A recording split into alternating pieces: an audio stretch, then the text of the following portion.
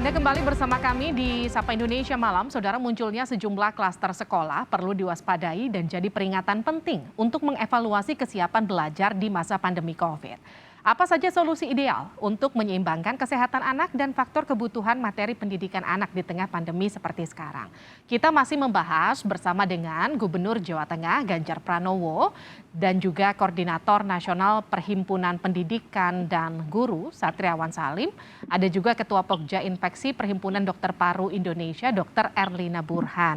Saya ke Pak Ganjar dulu deh. Pak Ganjar, tadi kan ada beberapa poin yang disampaikan oleh Dr. Erlina. Di antaranya adalah bagaimana kemudian memastikan apa yang ada di SKB 4 Menteri itu bisa diimplementasikan dengan baik untuk mereka yang berada di sekolah. Bagaimana kemudian pengawasan ini bisa diterapkan nantinya, Pak Ganjar? Yang pertama, Satgas COVID di sekolah mesti jalan ya. Yang kedua, Satpol PP saya suruh gerak gitu. Jadi memang kita masih menemukan ketidakdisiplinan itu. Inilah ya potensi penularan yang sangat tinggi. Yang kedua, tentu saja kita mesti menggenjot vaksinasinya. Jadi sebenarnya itu yang bisa kita lakukan.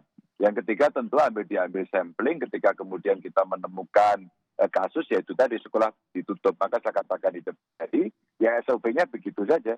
Kalau ketahuan kita tutup, nanti sudah aman kita buka, begitu kan.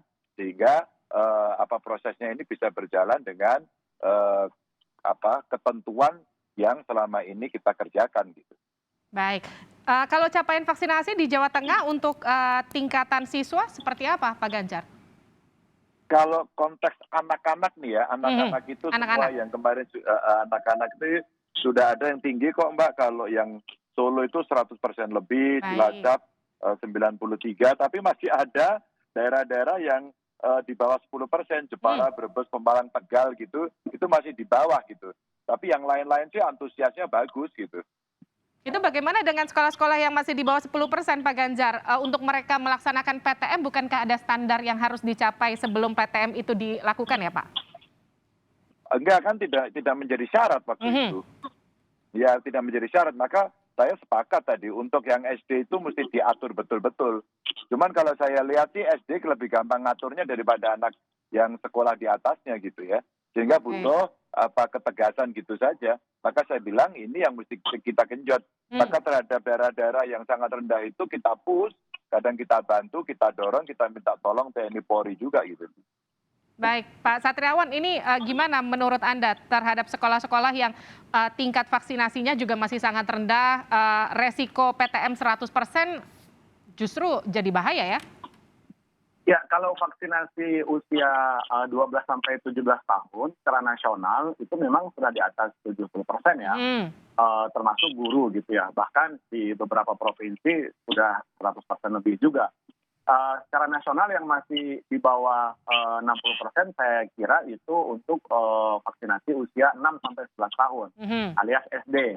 Nah, ini kan yang agak riskan sebenarnya gitu. Makanya kami dari awal P2G meminta agar untuk usia SD ini tuntaskan dulu vaksinasinya. Nah, makanya kami apresiasi misalnya Wali Kota Solo beberapa waktu lalu kan tidak ikut PTM 100% kan, berbarengan gitu 3 Januari nggak ikut Solo itu. Kenapa? Karena vaksinasi untuk usia 6 sampai 11 tahunnya kan belum tuntas gitu kan. Begitu juga di awal Jawa Barat ya, Dinas Provinsi Jawa Barat. Nah, saya rasa ini yang mesti dilakukan oleh daerah-daerah ya, penyesuaian. Nah, yang juga penting yang kedua, kami menyayangkan di SKB 4 Menteri yang baru ini tidak ada opsi untuk memilih PJJ bagi orang tua atau memilih pembelajaran jarak jauh atau belajar dari rumah. Kalau di SKB yang sebelumnya kan orang tua diberikan opsi ya untuk memilih PJJ atau PTM. Kalau sekarang redaksinya itu firm ya, clear, yaitu wajib PTM 100%. Nah, makanya kami meminta agar daerah-daerah, Pemda-Pemda, Pemprov, Pemkab, Pemkot, gitu kan, membuat semacam diskresi agar orang tua itu tetap berhak untuk memilih PTM ya bagi yang masih khawatir, khususnya untuk yang SD tadi karena vaksinasinya kan masih rendah, untuk tetap memilih PJJ. Pak Ganjar, gimana nih Pak Ganjar? Adakah diskresi untuk Jawa Tengah? Ada kok sekolah yang masih belum siap saya izinkan. Jadi bahkan pada level SMA sekalipun masih ada. Pak, kami belum siap semua ya Pak. Oke. Bahkan kita tanya kalau ada orang tua yang mengatakan dia tidak yakin anaknya bisa sekolah di kelas ya dengan PTM begitu, kami izinkan tidak apa-apa. Yang penting ada kenyamanan, terus kemudian kontrol kesehatannya ketat, dan dalam konteks pendidikan orang tua juga bertanggung jawab karena ini juga berkaitan dengan nanti tidak hanya soal kesehatan tapi juga kualitas pendidikan yang akan diterima. Jadi kalau saya izinkan, betul itu. Oke, ini kan ada juga rekomendasi baik itu dari KPAI, ada juga dari Diki Budiman, ini epidemiolog dari Griffith University yang mengatakan harusnya kita sekarang jangan dulu PTM 100%, nanti tunggulah pertengahan Maret karena diprediksikan puncak Omikron baru akan melandai setelah pertengahan Maret. Ini kalau Bu Erlina sendiri, dokter melihatnya gimana dok? Setuju nggak dok?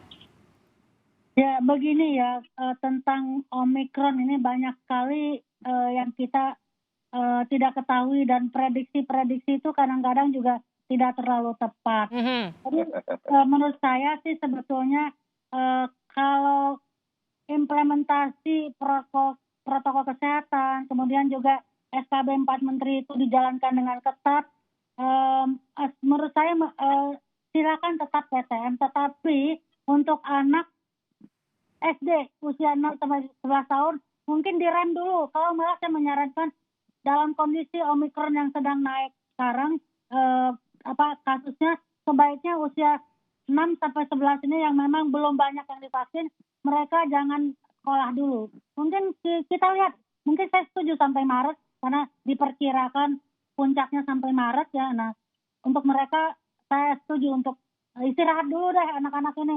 Kita khawatir mereka akan tertular dan untuk anak-anak ini akan mudah sekali menulari teman-temannya juga.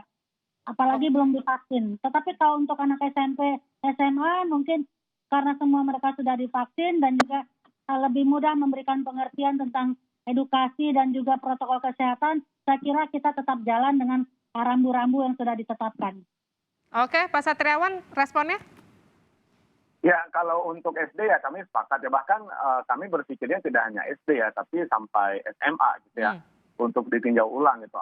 Khususnya di daerah-daerah yang kita nilai nanti sebagai epicentrum ya, seperti DKI Jakarta gitu, untuk meninjau ulang PTM 100%.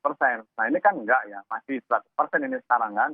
Nah tetap kami kan coba tanya ke orang tua, ke guru-guru, ada kekhawatiran cukup tinggi ketika Jakarta kan secara statistik menjadi epicentrum gitu kan untuk Omikron.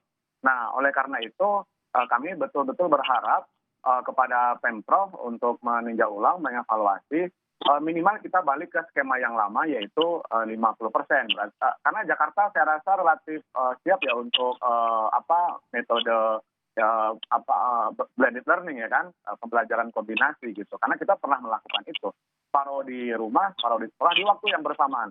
Jadi tidak ada sesi lagi, tidak ada sesi 1, sesi 2 gitu kan. Nah ini saya rasa relatif lebih bisa dilaksanakan karena pernah melakukannya gitu. Dan lebih aman juga ketimbang 100% langsung total gitu. Oke, Pak Ganjar, mungkinkah itu dilakukan atau kita kembali lagi ke 50% karena melihat sekarang perkembangan Omikron lagi masif-masifnya, Pak Ganjar? Enggak lah, kita kan sudah punya pengalaman. Enggak ada itu yang ideal. Mau dari Pak Diki yang bilang itu, kan ramalan juga banyak yang meleset, Mbak. Baik. Bukan kami nggak percaya 100% loh ya. Tapi begini, itu kan kasus bisa naik turun ya. Maka kalau kita naik ya kita rem gitu loh. Kalau kita ini kasusnya turun kita gas. Dan itu kenapa ada pemerintahan daerah, maka mereka itu diminta untuk mengawasi dan menentukan.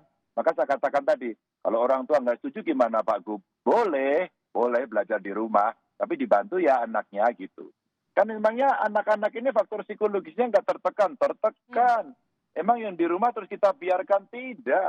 Karena ini tidak single isu soal kesehatan, tapi juga soal pendidikan, soal metode. Kan kita belum bisa mencari metode belajar mengajar yang paling baik kan. Anak kita kan faktanya ketinggalan loh ini. Jadi maksud saya kita dinamis saja dan tidak harus seragam seluruh daerah.